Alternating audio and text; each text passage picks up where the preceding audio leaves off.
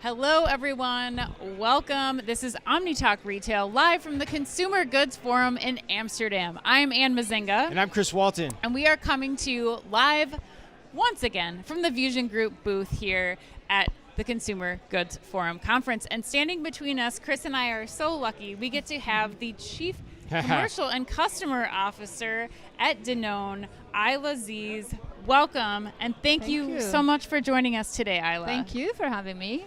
Yeah, so let's get started off by this. Now, Danone's you guys have been around for a long time, right? Like 1919, is that right? Correct, I was that's doing right. my research today.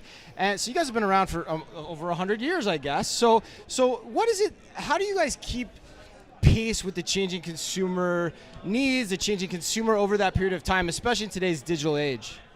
Well, thank you for allowing me to give me that opportunity actually to talk about Danone. Yes, we were born 1919, and guess what? What? We were born in Barcelona.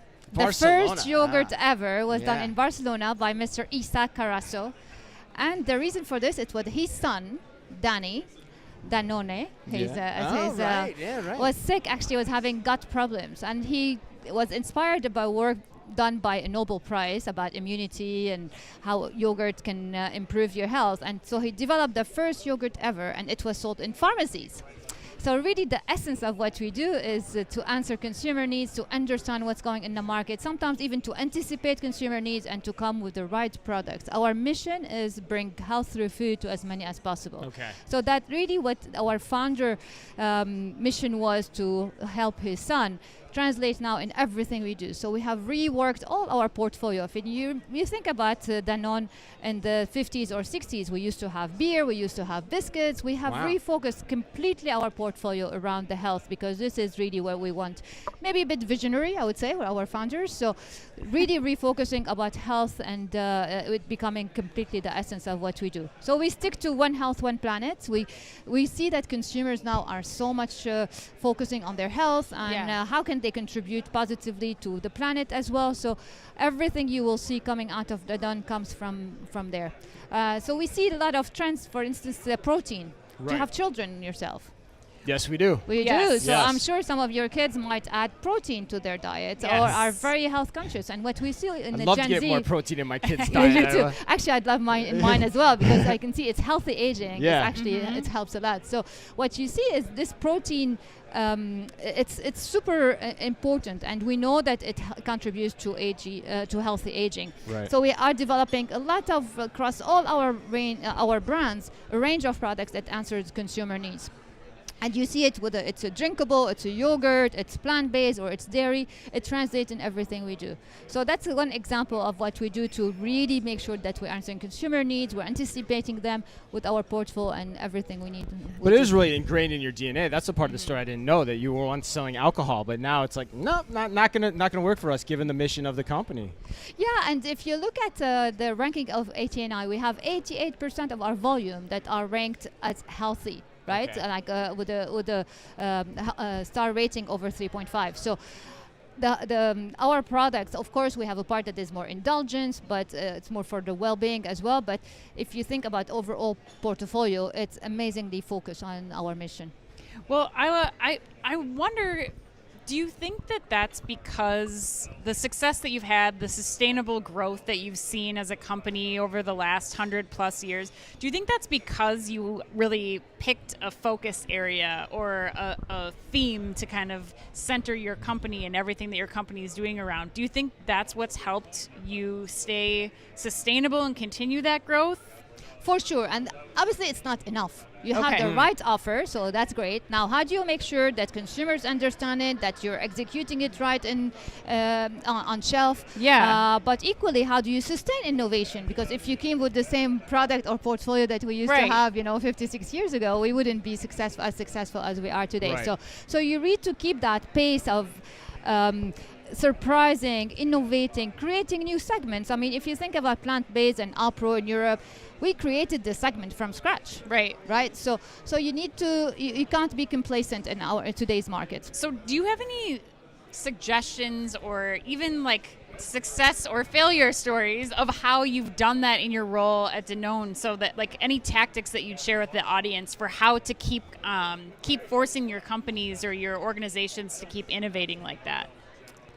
Well, first, I don't like the word failure. That does not exist. Right? Okay. It's so you learn. It's experiences where we learned and we grew up. So Sure. it wasn't a smooth journey where we You're went right. from, pace, we grew 5, 10%, 5%, well, 5 not 5. But I wish it was 10, right? But let's say we grew, CAGR and no problem. It's not, right? Well, we had some period where it was tougher, and when my advice, if I may, it's to be as close as you can to your consumer and to your shopper, right? Sometimes we ignore the shopper, huh? So really in store, the moment of truth, when you are facing the customer and they have the choice around, they have 3-4 products, which one are they picking? How would you make sure that they're picking the Danone product and they're not picking a yogurt? Yeah. They're picking a Danone yogurt, right? So that moment is super important. You keep the focus on it. So is there, I think a lot of companies it's true, they get that information, they look at focus group data, but is there something that you do with your organization at Danone to really get in and really get those insights from the consumer? To get consumer insights, Or to get it's close to like- the customer, like you're saying?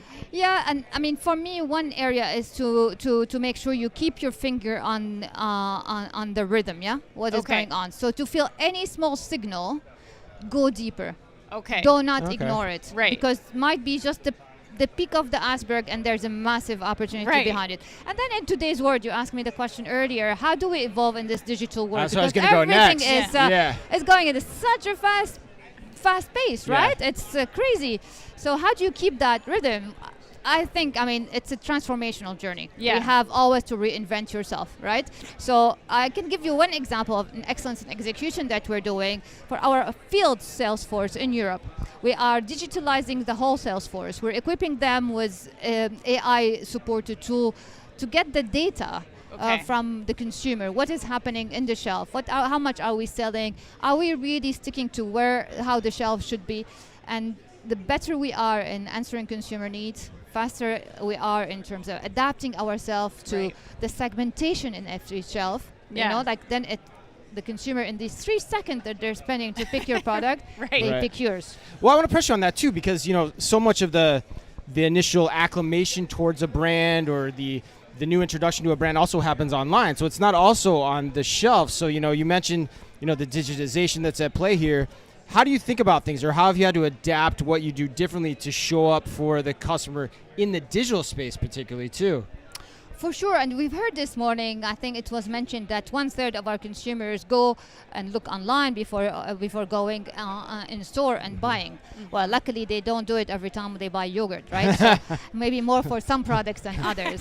But my point is, it's becoming seamless, right? Right. It's whether it's online or offline, whether it's on your WhatsApp application or whether it's in your Facebook or Twitter or TikTok.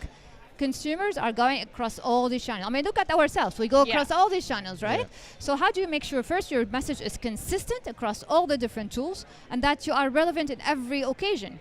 So when you are on the go, or when you are in a train station, or when you are in a restaurant, your mindset as a consumer is completely different. So our work as a brand and in sales is, how do we make sure that you are really answering the consumer needs at the specific occasion?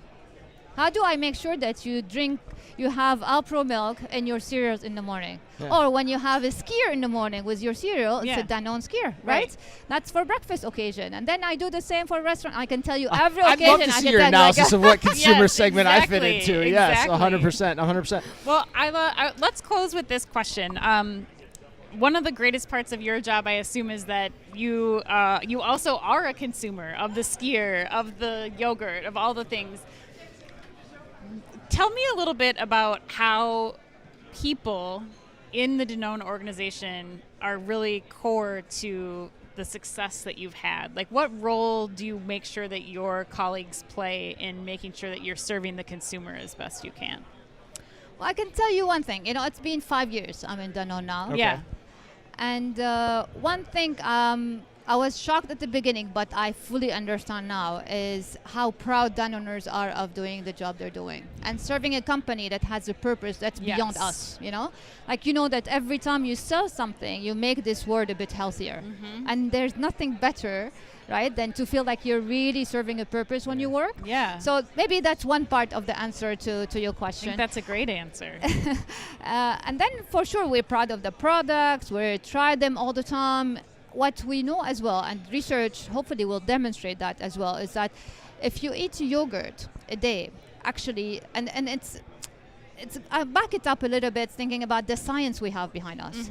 Because what makes Danone unique? We talked about health through food to as many as possible, which is our mission, right? So we are unique, a unique CPG that has so many healthy products. Our brands and categories, we are operating on a growing categories. Right, that's true. I mean, you ask Gen Zs today, they all like, health, wellness, etc. Yeah. So we are operating on volume and value. And then last point is how much we are basing everything we do on science. You know, we do, people might not know it, but we do in Danone products that we call specialized nutrition that are dedicated for people who, for example, do following an oncological treatment, right? They are frail, they're fatigued. So how do we make sure that they recover muscles, high protein, or they were on the GLP-1 treatment and they need to recover their muscles, right? So we have super specialized products. We have even Souvenir that I should take because it improves your memory, right? After 50 years old. And actually it's preventative for Alzheimer. So I certainly should take it every day. But my point is we have super specialized products, and what we try to do is out of these products, how do we take this science and bring it to the mass market? Right. And there's honestly, I mean, I'm very proud of what we have been doing and how we are providing the support, making this planet a better place. Yeah. So I got one more question for you, but Please. I lost my train of thought. No, just kidding. So CGF, we're at the conference. Have you been here before?